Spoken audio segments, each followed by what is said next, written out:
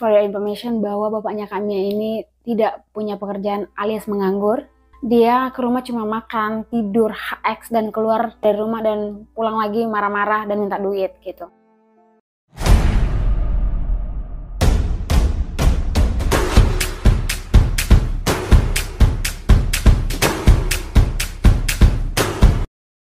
Halo guys, welcome back to our story. Jadi kita langsung aja ke ceritanya. Halaman kedua dibuka, cerita dimulai. Oke guys, jadi kisah ini terjadi sekitar 20 tahun yang lalu. Kak Mia yang gak lain dan gak bukan adalah nama yang menceritakan kisah ini. Kak Mia ini adalah anak kedua dari dua bersaudara. Dia lahir dari keluarga yang tergolong sangat miskin. Kak Mia ini mempunyai adik, tapi adiknya ini dititipkan di rumah neneknya karena ibunya ini tidak sanggup untuk membiayai mereka berdua. Nah saat itu Kak Mia ini masih kelas 3 SD saat membantu ibunya mengangkut sampah ketika pulang sekolah. Jadi rutinitas Kak Mia ini setiap pulang sekolah adalah membantu pekerjaan ibunya. Jadi pekerjaan ibu Kak Mia ini sebenarnya bukan cuma tukang angkut sampah, tapi juga tukang setrika dan juga cuci baju tetangga. Apapun pekerjaan itu, Kak Mia ini selalu membantu ibunya. Nah, ketika sore, Kak Mia ini biasanya pulang lebih dulu untuk membantu memasak di rumah. Jadi nanti ketika mamanya pulang, mereka tinggal makan berdua atau bertiga sama bapaknya. Kelas 3 SD loh Kak Mia, kayak kamu keren banget.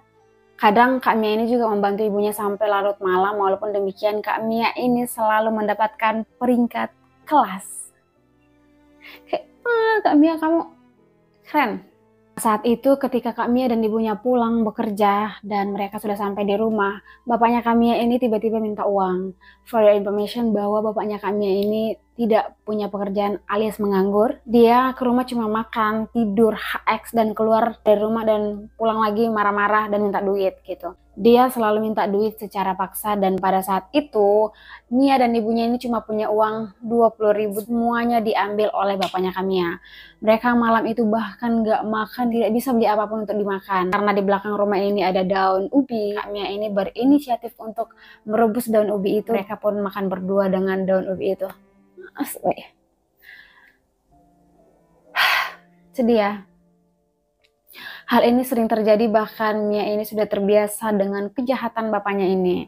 Nah, kejahatan selanjutnya adalah kadang karena Mia dan ibunya ini nunggu barang untuk ditimbang karena mereka kan pekerjaannya mulung dan mengangkut sampah dan mungkin antriannya panjang dan mereka pulang agak larut karena menimbang barang ini terlebih dahulu. Nah, bapaknya Mia ini mengunci mereka di luar dan alhasil mereka tidur di gudang yang tidak layak di samping rumahnya. Kira-kira seperti ini. Kenapa sih ada orang sejahat ini? Sebenarnya aturan bapak Mia ini adalah ketika bapaknya ini pulang, ibunya ini harus ada di rumah dan menyiapkan makan dan menemaninya saat makan. Kayak kalau nggak katanya semua barang-barang di rumah akan diobrak-abrik oleh bapaknya Mia. Kalau nggak ya kayak tadi, kalau nggak ada di rumah mereka akan dikunci di luar.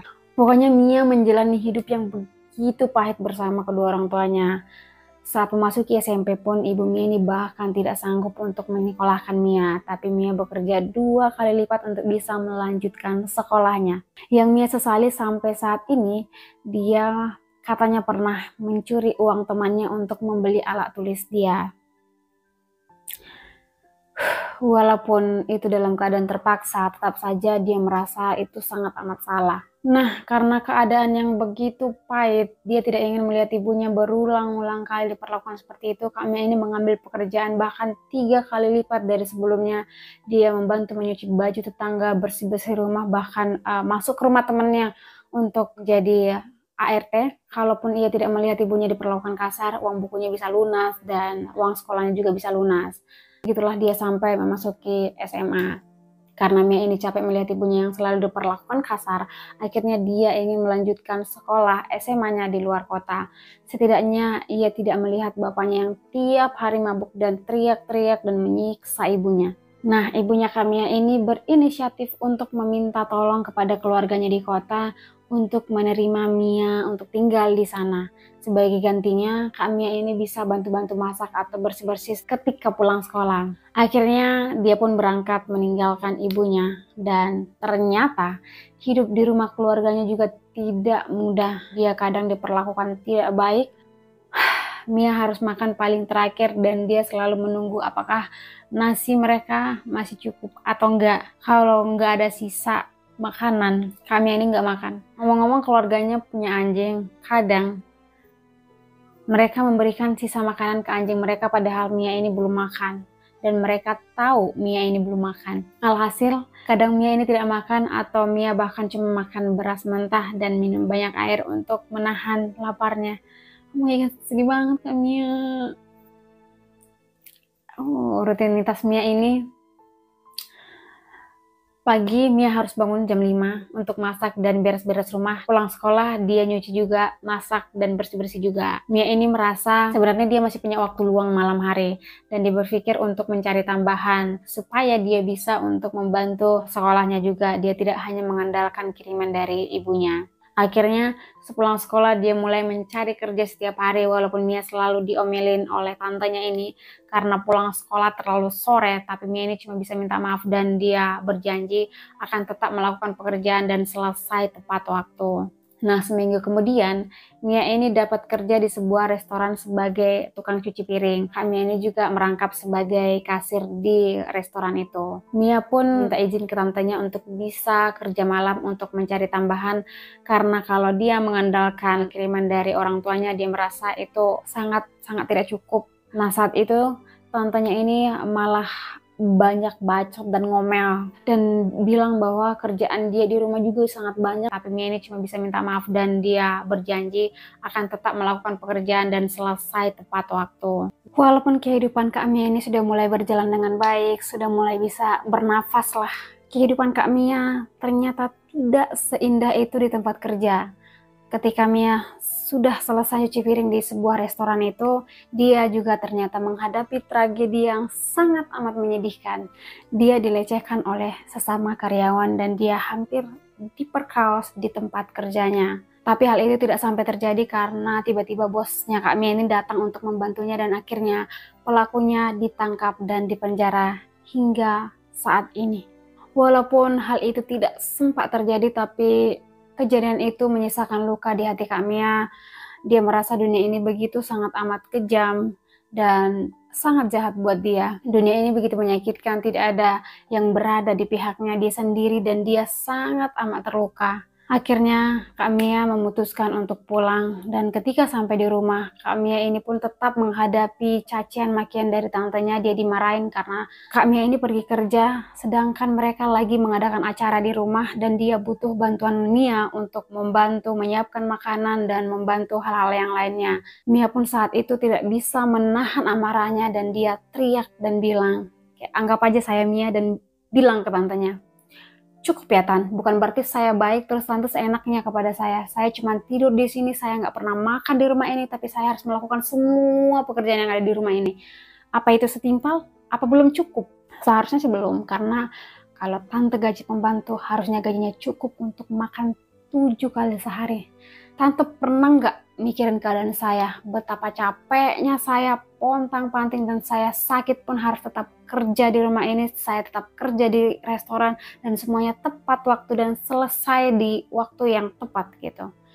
Saya tidak butuh belas kasihanmu, tapi kamu gak punya hati, bahkan tega memberikan anjing makan sampai kenyang. Dan saya tidak makan, tapi saya yang kerja dan saya yang masak di rumah ini. Saya pikir Tante yang paling tahu saya, Tante adalah keluarga saya, Tante akan lebih mengerti keadaan saya. Dengan berlinang air mata, Mia pun langsung masuk ke kamarnya dan mengumpulkan semua baju-bajunya tanpa menoleh ke belakang untuk mendengar bahkan melihat apapun yang dilakukan tantenya ini. Tidak menunggu besok malam, Mia pun keluar dari rumah itu dan tantenya cuma bisa terdiam, merasa sedikit menyesal. Saat itu Mia berpikir untuk mengakhiri hidupnya. Dia saat itu pengen melompat dari jembatan tempat dia berjalan saat itu. Mia teringat masa-masa kelamnya, tangisan ibunya, pukulan bapaknya, perlakuan tantenya, kerja kerasnya dan pelecehan yang ia terima. Tapi wajah ibunya tiba-tiba membayanginya seakan-akan bilang, ibu aja kuat. Tiba-tiba badannya ditarik oleh seseorang dan ternyata itu adalah bosnya yang saat itu mau pulang ke rumah. Bosnya hanya bilang, kamu ngapain? Mia hanya bilang dia tidak punya tempat tinggal, dan akhirnya si bosnya ini menyuruh dia tinggal di mes karyawan.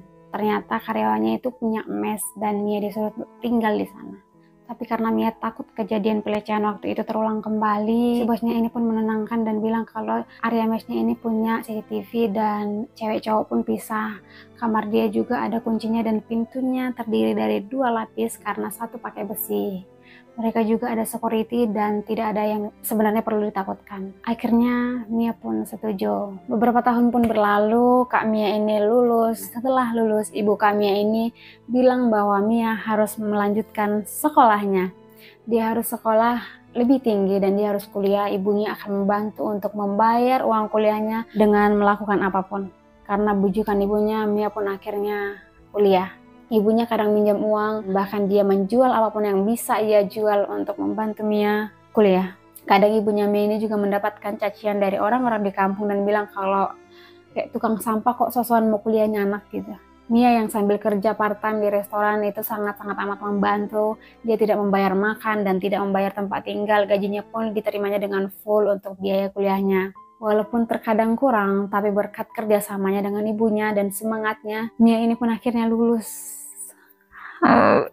dengan IPK yang hampir sempurna. Mia dengan modal IPK yang sangat tinggi, pengalaman kerja di restoran yang bagus, dan relasi yang lumayan banyak dari pelanggan-pelanggan di resto yang melihat kegigihan dan kerja kerasnya, Mia pun ditawarin kerja di bagian hospital. Dan sekarang Mia ini sudah kerja jadi HRD Director. HRD Director. Sekali lagi, HRD Director.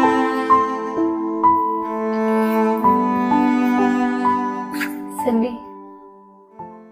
Setelah itu, dia membawa ibunya pergi dari kampung itu dan membiarkan bapaknya di kampung sendirian. Kalian bertanya-tanya kenapa ibunya tidak meninggalkan ayahnya atau bapaknya ini sejak lama, padahal sebenarnya tidak ada gunanya dia di rumah itu. Dan alasan ibunya sebenarnya adalah demi anak-anaknya, supaya anak-anaknya mendapatkan sosok seorang bapak dan kasih sayang seorang bapak. Mia langsung menceritakan semua yang dialami saat itu, setidaknya supaya ibunya tahu bahwa pilihan dia bertahan dengan suaminya adalah hal yang malah membuatnya menjadi trauma. Bahkan Kak Mia ini sebenarnya sempat punya penyakit mental dan butuh perawatan. Walaupun sekarang sudah sembuh, tapi trauma itu kadang masih muncul. Dan dulu ketika dia jauh dari ibunya, Mia setiap hari menangis memikirkan keadaan ibunya. Apakah ibunya masih hidup? Apakah dia masih sempat bertemu ibunya nanti? Ibu diapain lagi sama bapak? Mia ini sebenarnya setiap hari dipenuhi dengan rasa takut. Dengan air mata dia mengatakan, bertahan demi anak itu bukan pilihan yang baik, bukan pilihan yang bagus. Mari mengakhiri semua ini. Mia bersyukur punya ibu. Mia tidak butuh bapak. Kita bisa hidup bahagia tanpa si parasit itu. Akhirnya Mia pun menjemput adiknya dan ternyata hidup adiknya juga tidak mudah. Dia tumbuh dengan kebencian dengan kakaknya. Dia merasa bahwa dia dibuang dan adiknya ini juga ternyata bekerja keras untuk makan. Walaupun neneknya itu menyayanginya, tapi dia mengalami banyak juga penderitaan yang lumayan menyakitkan. Dan kalau kalian mau dengerin cerita dari POV adiknya, kita akan menanyakan kepada Kak Mia ini. Kalau kalian penasaran boleh komen di bawah. Dan kita akan minta tolong kepada Kak Mia untuk mengirimkan POV dari adiknya. Oke, next. Akhirnya Mia menceritakan detail apa yang dia lalui selama ini. Dan untungnya adiknya itu mengerti dan minta maaf atas ucapannya sebelumnya. Next, ibunya Mia akhirnya bercerai dengan suaminya, dengan bapaknya Kak Mia. Dan beberapa bulan kemudian, you know lah, bapak Kak Mia ini langsung nikah lagi. Tapi sekarang ibu Kak Mia ini merasa sudah bebas dan terlihat jauh lebih bahagia. Mia memberikan ibunya usaha semacam pengelolaan limbah sampah. Pengelolaan ini menjadi sesuatu yang bermanfaat kepada orang lain. Dan mereka sekarang sudah mempunyai puluhan bahkan ratusan karyawan. Barang yang mereka kelola beberapa bulan lagi mungkin sudah akan bisa diekspor ke luar negeri. Dan gongnya, Mia ternyata sekarang pacaran dengan bosnya yang dulu. Mia bilang ternyata mes yang dia berikan dulu ternyata bukan mes tapi kosan milik bosnya dan bukan khusus untuk karyawan, jadi kayak sengaja gitu. Harusnya Mia bayar, dan yang rekomen Mia ini kerja di hospital, ternyata bosnya ini juga. Tapi awalnya dia dimasukkan bosnya ini hanya sebagai admin biasa, admin HRD. Tapi berkat kegigihan dan kerja kerasnya, Kak Mia ini akhirnya bisa menjadi HR Director. Itu karena kemampuan, pure karena kemampuan Kak Mia. Ngomong-ngomong, tetangga yang dulu mengejek ibunya Kak Mia dan Kak Mia ini sekarang minta kerjaan ke Kak Mia. How you can do that? Gitu. Maaf ya, tidak ada kerjaan. Full emosinya kayak bekerja keraslah sampai orang yang menghina kamu minta kerjaan ke kamu. Paham? Kak Mia, kamu luar biasa, kamu pantas mendapatkan ini, bahkan lebih dari ini semua. Ngomong-ngomongin vlogger Kak, bercanda Kak. Saya heran banget kenapa ternyata cerita kayak gini beneran ada di dunia ini. Kayak like how did you get through that? Kok bisa ada orang sekuat orang ini, sekuat kalian, sekuat Kak Mia ini? Oh my god, 4 jempol Kak, kamu luar biasa. Oke, sekianlah cerita ini, kayak ending yang sangat top, sesuai ekspektasi para pemirsa-pemirsa di sana. Jadi tidak menyesal sedikit pun mendengarkan cerita ini. Dia sangat gong amat parah. Mendengar cerita ini, apa pendapat kalian tentang ibu Kak Mia, Kak Mianya, adik Kak Mia, bahkan bapaknya Kak Mia? Coba kalian komen. Oke lah, saya nggak bisa berkata-kata lagi. Pokoknya kamu luar biasa Kak Mia. Dan case close, cerita ditutup. Buat kalian yang ingin menceritakan lagi kisah-kisah kalian yang sekiranya menginspirasi, kalian boleh kirimkan ke email yang sudah saya sematkan di kolom deskripsi. Dan jangan lupa untuk mengirimkan kontak kalian juga, supaya kalau kita ingin mengupload cerita kalian, kita bisa bertanya-tanya, atau setidaknya kita bisa berteman teman-teman. Oke, jangan lupa untuk like, subscribe, dan komen, dan tunggu halaman-halaman berikutnya. Bye!